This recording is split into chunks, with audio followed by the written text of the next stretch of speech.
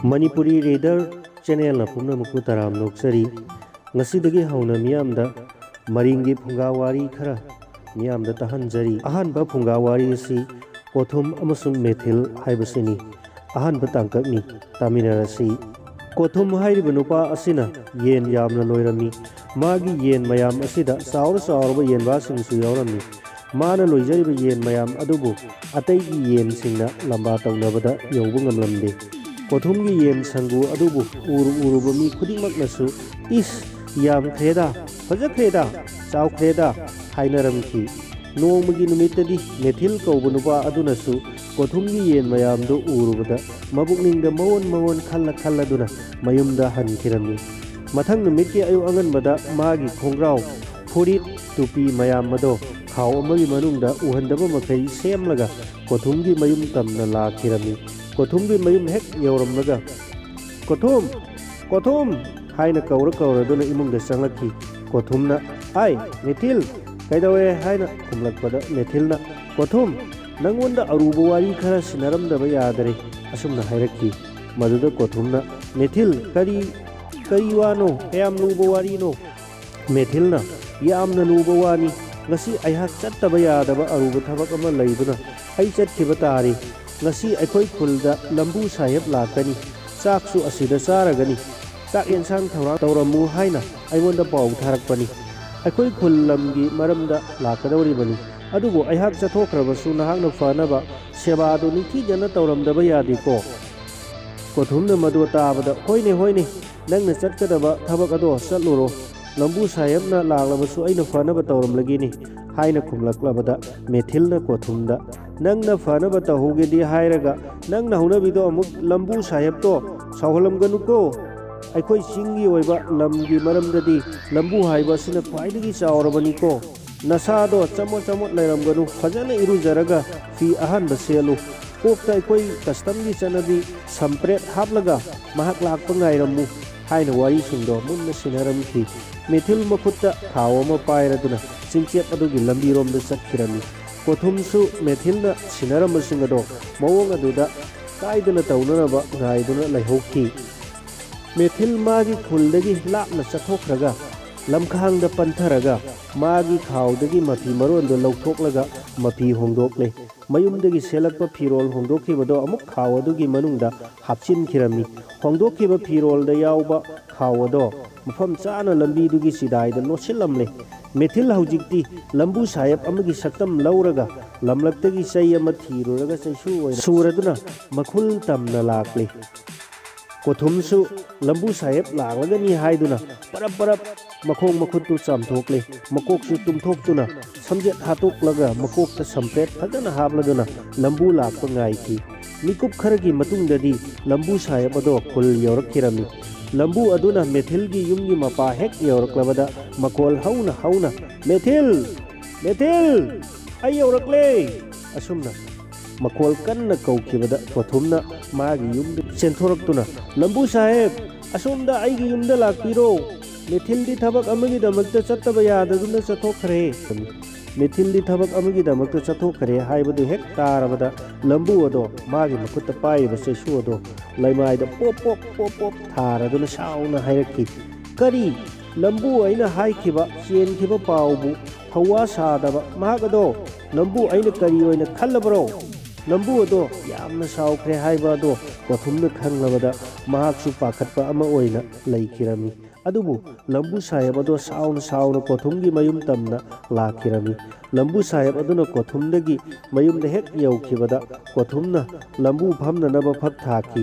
lambu sahib phak asida phambiu haijararabada lambu aduna kothumda hairaki phagado yungna thaw kothumna phagado yumna amuk thakirami lambu sahib phagado yumna thajare phambiro haijarabada phagado phaina thaw haina amuk lambuna amuk sauna amuk hairaklabada kothumado phagado phaina amuk thajinkirami phagado phaina thakibadu urabada amukasu chepna thaw asumna amukasu hairaklabada kothum magi wakhalla sauningba lakladuna maring londa asi lambu asibu wa yamna penmalida asumna maton haikirami kothumna maronda ngangkhibado lambu aduna khara tabagumna sasinaraduna kari haujik naronda nangna ngangkhibado karino ꯂꯝꯕꯨ ꯑꯩꯒꯤ ꯐꯝꯕꯨ ꯃꯤꯡꯕꯨ ꯄꯜꯂꯒ ꯅꯪꯅ ꯆꯩꯈꯤꯕ ꯅꯠꯇ꯭ꯔꯥ? ꯉꯁꯤꯗꯒꯤ ꯅꯈꯣꯏꯒꯤ ꯂꯝꯒꯤ ꯄꯇꯥ ꯀꯛꯊꯠꯂꯨꯔꯥ? ꯑꯁꯨꯝꯅ ꯉꯥꯡꯅ ꯂꯝꯕꯨ ꯑꯗꯣ ꯐꯛ ꯃꯊꯛꯇ ꯐꯝꯊꯈꯤꯔꯝꯃꯤ꯫ ꯀꯣꯊꯨꯝꯅ ꯄꯥꯈꯠꯆꯔꯤ ꯃꯔꯝꯗꯤ ꯉꯁꯥꯏ ꯃꯦꯊꯤꯜꯅꯁꯨ ꯑꯗꯨꯛ ꯐꯖꯅ ꯁꯤꯟꯅꯔꯝꯂꯒ ꯂꯝꯕꯨ ꯁꯥꯎꯈꯤꯗꯨꯅ ꯂꯝꯒꯤ ꯄꯇꯥꯗ ꯑꯀꯥꯏꯕ ꯂꯥꯛꯀꯗ꯭ꯔꯥ ꯍꯥꯏꯅ ꯈꯟꯖꯔꯝꯃꯤ꯫ ꯍꯧꯖꯤꯛꯇꯤ ꯂꯝꯕꯨ ꯁꯥꯍꯦꯕ ꯑꯗꯣ ꯁꯥꯎꯔꯝꯕꯗꯤ ꯈꯔ ꯑꯃꯨꯛ ꯏꯪꯊꯔꯛꯂꯗꯨꯅ ꯀꯣꯊꯨꯝꯗ ꯑꯁꯨꯝꯅ ꯍꯥꯏꯈꯤꯔꯝꯃꯤ꯫ ꯀꯣꯊꯨꯝ, ꯑꯩꯒꯤ ꯆꯥꯛ ꯑꯦꯟꯁꯥꯡ ꯊꯧꯔꯥꯡ ꯇꯧꯗ꯭ꯔꯤꯕꯔꯥ? ꯑꯩꯍꯥꯛ ꯅꯈꯣꯏꯒꯤ ꯆꯤꯟꯁꯥꯡꯁꯦ ꯀꯥꯔꯛꯄꯗ ꯆꯥꯛ ꯌꯥꯝꯅ ꯂꯥꯝꯈ꯭ꯔꯦ꯫ ꯑꯦꯟꯁꯥꯡꯗꯤ ꯅꯈꯣꯏ ꯈꯨꯜꯁꯤꯗꯒꯤ ꯈ꯭ꯋꯥꯏꯗꯒꯤ ꯍꯦꯟꯅ ꯆꯥꯎꯕ ꯌꯦꯟꯕꯥ ꯑꯃ ꯈꯜꯂꯒ ꯍꯥꯠꯂꯨꯍꯩ꯫ ꯀꯣꯊꯨꯝꯅ ꯁꯥꯍꯦꯕ ꯑꯇꯩꯗꯤ ꯊꯧꯔꯥꯡ ꯇꯧꯖꯕ ꯂꯣꯏꯔꯦ꯫ ꯌꯦꯟꯁꯥꯡ ꯑꯗꯨꯗꯤ ꯌꯥꯝꯅ ꯊꯨꯅ ꯊꯣꯡꯅꯕ ꯇꯧꯖꯔꯒꯦ꯫ ꯌꯦꯟꯗꯤ ꯐꯥꯔꯕꯔꯥ ꯍꯪꯈꯤꯕꯗ ꯐꯥꯖꯗ꯭ꯔꯤ ꯍꯥꯏꯔꯕꯗ ꯂꯝꯕꯨꯅ ꯀꯣꯊꯨꯝꯕꯨ ꯈꯨꯜꯗꯨꯒꯤ ꯌꯦꯟ ꯃꯌꯥꯝꯗꯣ ꯃꯥꯒꯤ ꯁꯨꯃꯥꯡꯗ ꯆꯦꯡ ꯆꯥꯏꯍꯟꯗꯨꯅ ꯂꯣꯏꯅ ꯀꯧꯊꯣꯛꯍꯟꯈꯤ꯫ ꯂꯝꯕꯨꯒꯤ ꯌꯥꯊꯪ ꯃꯇꯨꯡ ꯏꯟꯅ ꯀꯣꯊꯨꯝꯅ ꯃꯈꯣꯏ ꯈꯨꯜꯒꯤ ꯌꯦꯟꯖꯥꯝꯗꯣ ꯑꯃꯠꯇ ꯐꯥꯎꯕ ꯁꯤꯊꯕ ꯅꯥꯏꯗꯅ ꯂꯩꯇꯅ ꯂꯣꯏꯅ ꯀꯧꯊꯣꯛꯅꯕ ꯍꯣꯠꯅꯕꯗ ꯀꯌꯥꯃꯨꯛ ꯋꯥꯖꯈꯤꯔꯝꯃꯤ꯫ ꯃꯔꯝꯗꯤ ꯆꯤꯡꯒꯤ ꯂꯝꯒꯤ ꯃꯔꯝꯗꯗꯤ ꯂꯝꯕꯨ ꯍꯥꯏꯕ ꯐꯝꯊꯣꯟ ꯑꯁꯦ ꯑꯔꯣꯏꯕꯅꯤ꯫ ꯂꯝꯕꯨ ꯃꯁꯥꯃꯛꯅ ꯀꯣꯊꯨꯝꯅ ꯀꯧꯊꯣꯔꯛꯈꯤꯕ ꯌꯦꯟ ꯃꯌꯥꯝ ꯑꯗꯨꯒꯤ ꯃꯔꯛꯇ ꯃꯁꯥꯅ ꯑꯄꯥꯝꯕ ꯌꯦꯟꯕꯥ ꯑꯃ ꯃꯈꯨꯠꯃꯛꯅ ꯊꯤꯟꯈꯤꯕꯗꯨꯃꯛ ꯀꯣꯊꯨꯝꯕꯨ ꯐꯥꯍꯟꯈꯤꯔꯝꯃꯤ꯫ ꯂꯝꯕꯨ ꯁꯥꯍꯦꯕꯅ ꯆꯥꯅꯤꯡꯗꯨꯅ ꯐꯥꯍꯟꯈꯤꯕ ꯌꯦꯟꯕꯥ ꯑꯗꯨꯗꯤ ꯈꯨꯟꯗꯨꯗꯒꯤ ꯈ꯭ꯋꯥꯏꯗꯒꯤ ꯍꯦꯟꯅ ꯆꯥꯎꯔꯕ ꯀꯣꯊꯨꯝꯒꯤ ꯌꯦꯟꯕꯥ ꯑꯗꯨꯃꯛ ꯑꯣꯏꯈꯤ꯫ ꯑꯗꯨꯕꯨ ꯂꯝꯒꯤ ꯃꯔꯝꯗ ꯑꯣꯏꯕ ꯑꯆꯧꯕ ꯃꯤꯑꯣꯏꯅ ꯆꯥꯒꯦ ꯍꯥꯏꯈ꯭ꯔꯕꯅꯤꯅ ꯃꯗꯨꯃꯛ ꯄꯤꯖꯗꯕ ꯌꯥꯗ꯭ꯔꯕꯅꯤꯅ ꯀꯣꯊꯨꯝꯅ ꯃꯥꯒꯤ ꯌꯦꯟꯕꯥ ꯑꯆꯧꯕ ꯑꯗꯨꯕꯨ ꯐꯥꯔꯗꯨꯅ ꯍꯥꯠꯂꯒ ꯌꯥꯝꯅ ꯊꯨꯅ ꯊꯣꯡꯅꯕ ꯍꯣꯠꯅꯈ꯭ꯔꯦ꯫ ꯑꯁꯣꯝꯗꯅ ꯀꯝꯗꯧꯔꯤ? ꯂꯝꯕꯨ ꯑꯗꯣ ꯆꯥꯛ ꯂꯥꯝꯂꯦ, ꯆꯥꯛ ꯑꯦꯟꯁꯥꯡ ꯂꯣꯏꯁꯤꯟꯗ꯭ꯔꯤꯕꯔꯥ ꯍꯥꯏꯅ ꯀꯣꯊꯨꯝꯕꯨ ꯄꯪꯊꯧꯗ ꯊꯧꯈꯤ꯫ ꯂꯝꯕꯨ ꯃꯁꯥꯃꯛꯁꯨ ꯈꯪꯂꯤꯕꯅꯤ ꯌꯦꯟ ꯑꯗꯣ ꯍꯧꯖꯤꯛꯇ ꯐꯥꯈꯤꯕꯗ ꯉꯥꯏꯔꯤꯕꯅꯤ, ꯊꯣꯡꯕ ꯐꯥꯎꯕ ꯂꯣꯏꯈꯤꯗ꯭ꯔꯤ ꯍꯥꯏꯕꯁꯨ ꯈꯪꯂꯤꯕꯅꯤ꯫ ꯑꯗꯨꯕꯨ ꯆꯥꯎꯔꯦ ꯃꯇꯤꯛ ꯅꯠꯇ꯭ꯔꯒ ꯆꯥꯅꯤꯡꯃꯟꯕꯒꯤ ꯃꯇꯤꯛ ꯅꯠꯇ꯭ꯔꯒ ꯎꯈ꯭ꯔꯒꯅꯤ ꯅꯪꯍꯧꯔꯔꯣꯏ ꯍꯥꯏꯕꯒꯤ ꯃꯇꯥꯒꯨꯝꯅ ꯄꯪꯁꯥꯎꯗ ꯁꯥꯎꯒꯠꯂꯛꯄꯒ ꯂꯣꯏꯅꯅ ꯉꯥꯡꯂꯛꯈꯤ꯫ ꯆꯠꯂꯅꯤ ꯍꯧꯖꯤꯛ ꯐꯥꯎꯕ ꯊꯧꯔꯥꯡ ꯂꯣꯏꯗ꯭ꯔꯕꯗꯤ ꯑꯆꯧꯕ ꯑꯃ ꯂꯥꯛꯂꯒꯅꯤ ꯈꯪꯅ ꯃꯥꯡꯖꯧꯅꯅ ꯊꯧꯔꯥꯡ ꯂꯣꯏꯔꯝꯗꯕꯗꯤ ꯅꯈꯣꯏ ꯑꯩꯕꯨ ꯊꯧꯋꯥ ꯁꯥꯗ꯭ꯔꯦ ꯇꯥꯛꯄꯅꯤꯅꯦ꯫ ꯑꯩ ꯆꯠꯂꯒꯅꯤ, ꯅꯈꯣꯏ ꯃꯦꯊꯤꯜ ꯑꯗꯨꯗ ꯇꯝꯂꯝꯃꯨ ꯑꯩ ꯂꯥꯛꯂꯒ ꯁꯥꯎꯅ ꯍꯟꯈ꯭ꯔꯕꯅꯤ ꯍꯥꯏꯅ꯫ ꯍꯌꯦꯡ ꯑꯩꯒꯤ ꯂꯩꯐꯝꯗ ꯂꯥꯛꯇꯕ ꯌꯥꯗꯦ ꯍꯥꯏꯌꯨꯀꯣ꯫ ꯂꯝꯕꯨꯗꯨꯅ ꯍꯥꯏꯔꯛꯄ ꯋꯥꯗꯨ ꯇꯥꯕꯗ ꯀꯤꯕꯣꯏ ꯂꯥꯛꯄꯣꯏ ꯇꯧꯔꯒ ꯂꯝꯕꯨ ꯃꯅꯥꯛꯇ ꯆꯪꯂꯛꯇꯨꯅ ꯌꯥꯝꯅ ꯀꯟꯅ ꯍꯥꯏꯖꯗꯨꯅ ꯑꯁꯥꯎꯕꯗꯣ ꯅꯦꯝꯊꯅꯕ ꯍꯣꯠꯅꯖꯈꯤ꯫ ꯀꯣꯊꯨꯝꯅ ꯂꯥꯏꯅ ꯁꯤꯟꯕ ꯍꯥꯏꯕꯗꯨꯔꯥ? ꯌꯦꯟꯁꯥꯡ ꯑꯗꯨꯁꯨ ꯆꯤꯡꯒꯤ ꯃꯩꯆꯥꯛ ꯐꯔꯕ ꯁꯤꯡꯒꯥꯏꯕꯥꯛ ꯑꯗꯨꯅ ꯐꯖꯅ ꯅꯤꯡꯊꯤꯖꯅ ꯆꯥꯈꯠꯂꯛꯇꯨꯅ ꯌꯦꯟꯁꯥꯡꯗꯨ ꯌꯥꯝꯅ ꯊꯨꯅ ꯕ꯭ꯔꯣꯡ ꯁꯧꯒꯠꯂꯛꯈꯤ꯫ ꯃꯈꯣꯏ ꯑꯅꯤꯅ ꯑꯁꯥꯎꯕ ꯑꯗꯨ ꯊꯦꯝꯅꯔꯤꯉꯩꯗ ꯌꯦꯟꯁꯥꯡ ꯑꯗꯨꯁꯨ ꯌꯥꯝꯅ ꯊꯨꯅ ꯃꯨꯟꯁꯤꯜꯂꯝꯈꯤ꯫ ꯂꯝꯕꯨ ꯑꯗꯨꯅ ꯑꯌꯧꯕꯤ ꯊꯥꯅ ꯁꯥꯎꯔꯝꯕ ꯑꯗꯣ ꯀꯣꯊꯨꯝꯅ ꯊꯦꯝꯖꯤꯟꯈꯤꯕꯗ ꯏꯪꯊꯔꯛꯂꯕꯗ ꯀꯣꯊꯨꯝꯅ ꯄꯔꯞ ꯆꯦꯟꯁꯤꯟꯈꯤꯗꯨꯅ ꯌꯦꯟꯁꯥꯡꯗꯣ ꯌꯦꯡꯈꯤꯕꯗ ꯌꯦꯟꯁꯥꯡꯗꯣ ꯐꯖꯅ ꯃꯨꯜꯂꯝꯕꯗꯣ ꯎꯔꯨꯕꯗ ꯀꯣꯊꯨꯝ ꯌꯥꯝꯅ ꯍꯔꯥꯎꯖꯔꯝꯃꯤ꯫ ꯑꯣꯟꯊꯣꯛꯄ ꯍꯥꯏꯕꯗꯨꯅꯤ, ꯑꯆꯥꯛꯄ ꯃꯩꯔꯤꯗ ꯊꯥꯎ ꯍꯩꯖꯤꯟꯕꯒ ꯄꯥꯡꯈꯛ ꯑꯣꯏꯒꯗꯧꯔꯤ꯫ ꯃꯔꯝꯗꯤ ꯃꯈꯣꯏ ꯑꯅꯤꯅ ꯑꯁꯥꯎꯕ ꯊꯦꯝꯅꯔꯤꯉꯩꯗ ꯌꯦꯟꯁꯥꯡꯗ ꯊꯨꯝ ꯃꯣꯔꯣꯛ ꯊꯥꯛꯈꯤꯕꯔꯥ ꯊꯥꯛꯈꯤꯗꯕꯔꯥ ꯈꯪꯍꯧꯗꯗꯨꯅ ꯀꯣꯊꯨꯝꯅ ꯎ ꯃꯣꯔꯣꯛ ꯑꯁꯨꯕꯗꯣ ꯑꯃꯨꯛ ꯍꯟꯅ ꯍꯥꯞꯆꯤꯟꯈ꯭ꯔꯦ꯫ ꯉꯥꯏꯍꯥꯛꯀꯤ ꯃꯃꯥꯡꯗ ꯁꯥꯎꯒꯠꯂꯝꯕꯗꯣ ꯎꯆꯤꯟ ꯅꯥꯆꯤꯟꯅ ꯊꯦꯝꯖꯤꯜꯂꯝꯂꯒ ꯍꯣꯔꯦꯟ ꯌꯦꯟꯁꯥꯡ ꯑꯗꯨꯒꯤ ꯃꯇꯥꯡꯗ ꯀꯔꯤꯕꯨ ꯑꯃꯨꯛ ꯊꯣꯛꯂꯒꯕ? ꯀꯣꯊꯨꯝꯅ ꯆꯥꯛ ꯌꯦꯟꯁꯥꯡ ꯊꯤꯗꯣꯛꯂꯗꯨꯅ ꯂꯝꯕꯨꯒꯤ ꯃꯃꯥꯡꯗ ꯄꯨꯊꯣꯔꯛꯈꯤ꯫ ꯂꯝꯕꯨ ꯑꯗꯣ ꯆꯥꯛ ꯌꯦꯟꯁꯥꯡ ꯎꯕꯗ ꯃꯆꯤꯟꯅ ꯁꯣꯜꯂꯛꯈꯤ꯫ ꯃꯦꯊꯤꯜ ꯑꯗꯣ ꯂꯩꯖꯔꯝꯂꯕꯗꯤ ꯀꯌꯥꯗ ꯅꯨꯡꯉꯥꯏꯖꯔꯝꯒꯗ꯭ꯔꯥ? ꯄꯨꯟꯅ ꯆꯥꯃꯤꯟꯅꯔꯕꯗꯤ ꯀꯌꯥꯗ ꯍꯔꯥꯎꯖꯒꯗ꯭ꯔꯥ? ꯑꯗꯨꯕꯨ ꯐꯔꯦ, ꯀꯣꯊꯨꯝ ꯃꯦꯊꯤꯜꯗꯣ ꯊꯕꯛ ꯑꯃꯒꯤꯗꯃꯛꯇ ꯆꯠꯊꯣꯛꯈ꯭ꯔꯕꯁꯨ ꯌꯦꯟꯁꯥꯡ ꯑꯊꯣꯡꯕꯗꯣ ꯇꯪꯈꯥꯏ ꯑꯃ ꯈꯥꯏꯗꯣꯛꯂꯒ ꯃꯥꯒꯤꯗꯃꯛꯇ ꯊꯝꯖꯤꯜꯂꯨ꯫ ꯂꯝꯕꯨꯅ ꯍꯥꯏꯔꯛꯄ ꯃꯇꯨꯡ ꯏꯟꯅ ꯀꯣꯊꯨꯝꯅ ꯌꯦꯟꯁꯥꯡ ꯑꯊꯣꯡꯕꯗꯣ ꯇꯪꯈꯥꯏ ꯑꯃ ꯈꯥꯏꯗꯣꯛꯇꯨꯅ ꯃꯦꯊꯤꯜꯒꯤꯗꯃꯛꯇ ꯊꯝꯕꯤꯈꯤ꯫ ꯂꯝꯕꯨ ꯁꯥꯍꯦꯕ, ꯆꯥꯛ ꯆꯥꯊꯣꯛꯄꯤꯔꯣ ꯍꯥꯏꯅ ꯀꯣꯊꯨꯝꯅ ꯍꯥꯏꯈꯤꯕꯗ ꯑꯩꯁꯨ ꯆꯥꯔꯒꯦ, ꯍꯣꯔꯦꯟ ꯑꯩꯅ ꯄꯨꯈꯤꯅꯕ ꯌꯦꯟ ꯑꯃꯇꯪꯒ ꯐꯥꯔꯨꯔꯣ ꯍꯥꯏꯅ ꯀꯣꯊꯨꯝꯕꯨ ꯊꯥꯈꯤꯔꯝꯃꯤ꯫ ꯀꯣꯊꯨꯝ ꯌꯦꯟ ꯐꯥꯕ ꯆꯠꯈ꯭ꯔꯦ꯫ ꯂꯝꯕꯨ ꯆꯥꯛ ꯆꯥꯕ ꯍꯧꯔꯦ꯫ ꯂꯝꯕꯨ ꯆꯥꯛ ꯌꯦꯟꯁꯥꯡ ꯆꯥꯛꯈꯣꯝ 4-5ꯔꯛ ꯍꯨꯞꯆꯤꯟꯈꯤꯕꯒ ꯌꯦꯟꯁꯥꯡ ꯑꯗꯨꯗꯤ ꯊꯨꯝꯗꯤ ꯌꯥꯎꯗ꯭ꯔꯗꯨꯅ ꯃꯣꯔꯣꯛ ꯁꯥꯈꯤꯕꯅ ꯆꯥꯕ ꯉꯝꯗꯔꯦ꯫ ꯆꯥꯛ ꯂꯥꯝꯃꯟꯈꯤꯕꯅ ꯄꯔꯞ ꯆꯥꯁꯤꯜꯂꯨꯕꯗ ꯃꯣꯔꯣꯛ ꯁꯥꯕ ꯁꯥꯗꯕ ꯈꯪꯍꯧꯈꯤꯗꯦ꯫ ꯑꯗꯨꯕꯨ ꯃꯃꯩꯗꯗꯤ ꯆꯥꯈꯤꯕ ꯁꯔꯨꯛ ꯑꯗꯨꯅ ꯃꯣꯔꯣꯛ ꯁꯥꯒꯠꯂꯛꯂꯕ ꯑꯗꯨꯗꯗꯤ ꯃꯍꯥꯛ ꯑꯗꯨ ꯃꯩ ꯍꯧꯅ ꯁꯥꯎꯕ ꯍꯧꯔꯛꯂꯦ꯫ ꯀꯣꯊꯨꯝꯗꯤ ꯌꯦꯟ ꯑꯃ ꯐꯥꯔꯨꯗꯅ ꯄꯨꯔꯒ ꯂꯥꯛꯂꯦ꯫ ꯀꯣꯊꯨꯝꯅ ꯂꯥꯛꯄ ꯎꯕꯃꯛꯇꯅ ꯂꯝꯕꯨ ꯑꯗꯨꯅ ꯁꯥꯎꯃꯟꯈꯤꯕꯒꯤ ꯃꯩꯆꯥꯛꯅꯤ ꯌꯦꯟꯁꯥꯡ ꯃꯣꯔꯣꯛ ꯁꯥꯕꯒꯤ ꯃꯩꯁꯥꯅꯤ ꯑꯅꯤ ꯄꯥꯃꯟꯈꯤꯕꯗ ꯋꯥ ꯉꯥꯡꯕ ꯉꯝꯕꯒꯤ ꯁꯛꯇꯤ ꯌꯥꯎꯗꯕ ꯃꯈꯩ ꯃꯄꯤ ꯖꯔ ꯖꯔ ꯆꯤꯟꯊꯅ ꯂꯩꯔꯝꯈꯤꯕꯗꯣ ꯎꯔꯨꯕꯗ ꯀꯣꯊꯨꯝ ꯄꯥꯈꯠꯈꯤ ꯀꯣꯊꯨꯝꯅ ꯂꯝꯕꯨ ꯑꯗꯣ ꯌꯦꯟꯁꯥꯡ ꯃꯣꯔꯣꯛ ꯁꯥꯃꯟꯈꯤꯕꯗꯒꯤ ꯑꯣꯏꯔꯦ ꯈꯪꯂꯕꯗ ꯃꯥꯅ ꯅꯝꯈꯤꯕ ꯋꯥꯌꯨ ꯎꯇꯣꯡ ꯑꯗꯣ ꯇꯣꯡꯖꯩ ꯊꯤꯡꯖꯤꯟꯗꯨꯅ ꯂꯝꯕꯨ ꯑꯗꯨꯕꯨ ꯊꯥꯒꯟꯒꯦ ꯍꯥꯏꯅ ꯄꯨꯁꯤꯜꯂꯛꯈꯤ ꯂꯝꯕꯨ ꯅꯨꯄꯥ ꯑꯗꯨꯅ ꯌꯨ ꯎꯇꯣꯡ ꯑꯗꯣ ꯉꯝꯕ ꯃꯈꯩ ꯆꯤꯡꯁꯤꯟꯈꯤꯔꯝꯃꯤ ꯋꯥ ꯉꯥꯡꯊꯣꯛꯄ ꯉꯝꯗꯕ ꯃꯈꯩ ꯁꯥꯔꯝꯕ ꯃꯣꯔꯣꯛ ꯑꯗꯣ ꯉꯥꯏꯍꯥꯛꯀꯤ ꯃꯇꯨꯡꯗꯒꯤꯗꯤ ꯅꯦꯝꯊꯔꯛꯈꯤꯗꯨꯅ ꯂꯝꯕꯨ ꯑꯗꯨꯒꯤ ꯃꯁꯥ ꯑꯗꯣ ꯅꯦꯅꯥ ꯇꯥꯔꯛꯈꯤ ꯂꯝꯕꯨ ꯑꯗꯨꯅ ꯌꯦꯟꯁꯥ ꯑꯊꯣꯡꯕ ꯌꯦꯟꯁꯥꯡꯗ ꯑꯃꯨꯛ ꯌꯦꯡ ꯀꯣꯊꯨꯝꯗ ꯑꯃꯨꯛ ꯌꯦꯡ ꯑꯃꯨꯛ ꯆꯥꯈꯤꯁꯤꯔꯥ ꯍꯥꯏꯔꯕꯁꯨ ꯃꯣꯔꯣꯛ ꯁꯥꯒꯗꯕꯁꯨ ꯑꯃꯨꯛ ꯀꯤꯕ ꯆꯥꯗꯅ ꯍꯟꯈ꯭ꯔꯁꯤꯔꯥ ꯍꯥꯏꯅ ꯍꯥꯏꯔꯕꯁꯨ ꯌꯦꯟꯁꯥꯡꯗꯣ ꯑꯃꯨꯛ ꯄꯥꯝꯃꯨꯕ ꯉꯥꯏꯍꯥꯛꯀꯤ ꯂꯝꯕꯨ ꯑꯗꯣ ꯈꯟꯖꯥꯅꯈꯤ ꯑꯗꯨꯕꯨ ꯎꯄꯥꯏ ꯂꯩꯇ꯭ꯔꯕꯗ ꯃꯥꯅ ꯆꯥꯕꯒꯤ ꯑꯔꯦꯝꯕ ꯌꯦꯟꯁꯥꯡ ꯑꯗꯨꯁꯨ ꯃꯦꯊꯤꯜꯒꯤ ꯁꯔꯨꯛꯅꯤ ꯍꯥꯏꯅ ꯀꯣꯊꯨꯝꯕꯨ ꯊꯝꯍꯟꯈꯤ ꯀꯣꯊꯨꯝꯕꯨ ꯆꯥꯊꯣꯛꯂꯣ ꯍꯥꯏꯗꯣꯛꯀꯗꯕ ꯑꯗꯨꯁꯨ ꯄꯥꯝꯃꯨꯗꯨꯅ ꯃꯉꯣꯟꯗ ꯍꯟꯖꯤꯟ ꯍꯟꯖꯤꯟꯅ ꯁꯥꯎꯖꯤꯟꯈꯤꯔꯝꯃꯤ ꯂꯝꯕꯨ ꯑꯗꯣ ꯆꯥꯛꯆꯥ ꯇꯣꯛꯄꯒꯤ ꯉꯥꯏꯍꯥꯛ ꯄꯣꯊꯥꯔꯝꯂꯒ माबु खुलगी पंथोंग फाउबा थिंदोकलो चलगे हाइना कोथुमदा हाइखी कोथुमना ngasai lambugi mayumda pukhinaबनी हाइदुना फारकलिबा येल अदुदी मेथिनगी येन ओइरमखी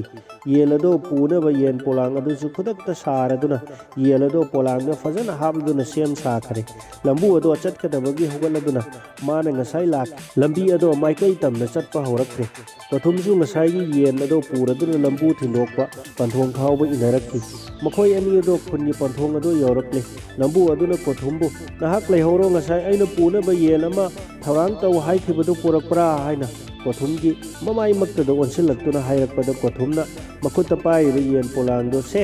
लंबू साहेब येनदो पुजरई हाइना पीरबदा लंबूगी मखुना येनदो पाइद्रिङैदा ममिना मुन्ना येनदो येंखी तंजा अदुदा कोथुमसु लंबू अदुबु ममाइदो मुन्ना येंसिलदुना मरिंगलोंदा लंबू आरी काय मेथिल नक्की मालैसा मेथिल से खनक सिलैसो हाइना मरिंगलोंदा ngang लंबू अदुना करी मेथिल हाइबा असुमना खंसाउ साउगलमलगा येन अदुदी पुदना कोथुमगी मकोकता हापलिबा संप्रेत अदुबु फट हेक मुंदुना यामना यांगना चेनखरे कोथुमगी मकोकता हापलिबा संप्रेत निगदो लंबूना मुंथोकपीदुना चेनखिबदो लाउरदुना लंबू अदुबु ताना हौखी कोथुमना फना यामना कन्ना तानदुना सु लंबू अदुबु तानबो फंखिद्रे माना तानबो फंग्रबदा महक मथ्वाई नुगाइतना लामखांगदगी मयुम तमना कोथुम हलखरे लंबू अदो कोथुमना ताना खंगलबदा तपना तपना ngasai mana magi mafimaron haplaga thamlamba mafam taana chatkhre kothumna magi sampretlik lakhiba siri lakchaida sola duna mayumda isuk suktha duna lairi lambu ado ngasai mana setkiba fior ado amuk khongkhraga makhutta khaw ama paira duna kothumgi sampretlik ado pura duna mayum lomda halakle mana khun hek yauraklaga mana pairiba makhuttagi खाव अदो मयुम थूना यांग थनमलगा थोरक्की माना कोथुमगी yum तमना लाकलदुना कोथुमबु साउना हाइरक्की कोथुम नाक असिदे ओंथोंना मथोंग चादेदा नांगना लंबू अदुबु करी करी हाइबिरुरबनो लमखांगदा यामना साउना लाकपदो अइना थेंगना हौदुना अइना थेमलगा चलहनखरे नंगी हौनबी अदो तौरंगनुको हाइना अइना हाइरमलगा करीगी तौरुरिबनो अइबु थेंगना हौद्रबदी अखोय खुनगी लमसे करी ओइरमगदरा मेथिना हंखिबदा कोथुमना सुमना खुमखिरमिना आइसु यामना निंथीजना होनबनी नंगसु लेरमदे हाइना साउगतखिबदगी उचिना चिना थेमजिले अदुदगी अमुकसु चेक येंसांग थुना थौरांग तौरो हाइरे येंसांगदी अखोय खुलगी ख्वाइदगी चावरबा येनबा अदुबु चागनी हाइरे मदुदा आइगी सुमांगदा चेंग चाइरदुना खुलगी येनसिंगदो लोइना कौथोकले आइना कौथोकपा येनसिंग अदुगी मरक्तगी ख्वाइदगी अचौबा आइगी येनबादो चागे हाइरे मदो आइना यामना थुना फारदना हालगा थोंगनबगी सेम सारिङैदा चाक येंसांग पुथोरक्लो करिगिदमक्ता मंग्यौनना थौरांग तौरमदबनो आई चलनी नखोइगी खुनगी लमगी पतादोगी मरमदा नहाकपु हयेंग मागी लेफमदा लाक्तबा यादे हाइरे अयहाक येंसांग अदो परप थोंगलमलगा मागी साउबदो आइगी ngamjabi थाना थेमजरबदा उसिना चिना मागी असाउबदो हंथरखिबदा आइसु यामना हराउखी अदुदगी येंसांग अदो आइना येंगबदा मुल्लगा लेरमले अदुबु ngasai mabu thembu honariङैदा येंसांगदो थुम मोरok थाखिदे काउखदुना थाक्रिबोय निंदुना आइना उ मोरok असुबदो अमुक थाक्सिलुरे अथोंबा येंसांग अदुगी तंखाई अमसु नंगी सरुकनी हाइना खाइदोकलमबनी हाय मेथिल ꯉꯁꯤꯗꯤ ꯑꯩ ꯂꯨ ꯀꯣꯛꯄꯒꯤ ꯃꯊꯛꯇ ꯂꯦꯟ ꯇꯥꯏ ꯍꯥꯏꯅꯕꯒꯨꯝꯅ ꯊꯣꯛꯈ꯭ꯔꯦ꯫ ꯃꯥꯅ ꯆꯥꯛ ꯆꯥꯕ ꯍꯧꯗ꯭ꯔꯤꯉꯩꯗ ꯑꯩꯕꯨ ꯑꯃꯨꯛꯁꯨ ꯃꯌꯨꯝꯗ ꯄꯨꯈꯤꯅꯕ ꯌꯦꯟ ꯐꯥꯔꯨꯅꯕꯒꯤ ꯊꯥꯈꯤꯕꯗ ꯑꯩꯗꯤ ꯌꯦꯟ ꯐꯥꯅꯕ ꯆꯠꯈ꯭ꯔꯦ꯫ ꯃꯥꯗꯤ ꯆꯥꯛ ꯆꯥꯕ ꯍꯧꯔꯕ ꯖꯥꯠꯅꯤ꯫ ꯃꯥꯗꯤ ꯂꯥꯝꯃꯜꯂꯕꯗꯨꯗ ꯄꯔꯞ ꯄꯔꯞ ꯆꯥꯛ ꯑꯗꯣ ꯆꯥꯔꯨꯔꯕ ꯃꯥꯜꯂꯦ꯫ ꯈꯔ ꯆꯥꯔꯒꯗꯤ ꯌꯦꯟꯁꯥꯡ ꯑꯗꯣ ꯃꯣꯔꯣꯛꯇꯣ ꯑꯌꯧꯕꯤꯗ ꯁꯥꯔꯒ ꯊꯨꯝꯗꯤ ꯊꯥꯛꯂꯝꯗ꯭ꯔꯕ꯫ ꯑꯣꯏꯈꯤꯕꯅ ꯃꯍꯥꯛ ꯑꯗꯣ ꯋꯥ ꯉꯥꯡꯕ ꯊꯣꯛꯇꯕ ꯃꯈꯩ ꯃꯃꯤꯠꯇ ꯃꯐꯤ ꯁꯤꯟꯊꯔꯒ ꯂꯩꯔꯝꯂꯦ꯫ ꯃꯗꯨ ꯎꯔꯨꯕꯗ ꯑꯩꯅ ꯋꯥꯌꯨ ꯎꯇꯣꯡ ꯑꯅꯝꯕꯗꯣ ꯄꯔꯞ ꯄꯔꯞ ꯄꯨꯊꯣꯛꯄꯤꯔꯦ꯫ ꯑꯗꯨꯛ ꯋꯥꯅ ꯐꯖꯅ ꯑꯩꯅ ꯍꯣꯠꯅꯕꯤꯔꯒ ꯄꯟꯊꯣꯡ ꯐꯥꯎꯕ ꯃꯥꯕꯨ ꯊꯤꯟꯗꯣꯛꯄꯤꯌꯨ ꯍꯥꯏꯅ ꯊꯤꯟꯗꯣꯛꯂꯨꯕꯗ ꯃꯍꯥꯛ ꯑꯁꯦ ꯅꯍꯥꯛꯀ ꯃꯥꯟꯅꯈ꯭ꯔꯦꯗ ꯍꯥꯏꯖꯔꯨꯕꯗ ꯃꯥꯅ ꯁꯥꯎꯔꯗꯨꯅ ꯑꯩꯒꯤ ꯀꯣꯛꯇꯒꯤ ꯑꯩꯒꯤ ꯁꯝꯄ꯭ꯔꯦꯠ ꯂꯤꯛ ꯑꯗꯨꯕꯨ ꯃꯨꯜꯂꯒ ꯆꯦꯟꯈꯤꯕꯅꯤ꯫ ꯃꯍꯥꯛ ꯑꯗꯣ ꯐꯠꯈꯤꯗ꯭ꯔꯦꯗ꯫ ꯃꯥꯕꯨ ꯁꯥꯎꯈꯤꯗꯅꯕ ꯑꯩ ꯋꯥꯅ ꯍꯣꯠꯅꯖꯔꯒ ꯑꯩꯒꯤ ꯁꯝꯄ꯭ꯔꯦꯠ ꯃꯨꯟꯕꯤꯕ꯫ ꯃꯍꯥꯛ ꯑꯗꯣ ꯐꯠꯈꯤꯗ꯭ꯔꯕ ꯂꯝꯕꯨꯅꯤ꯫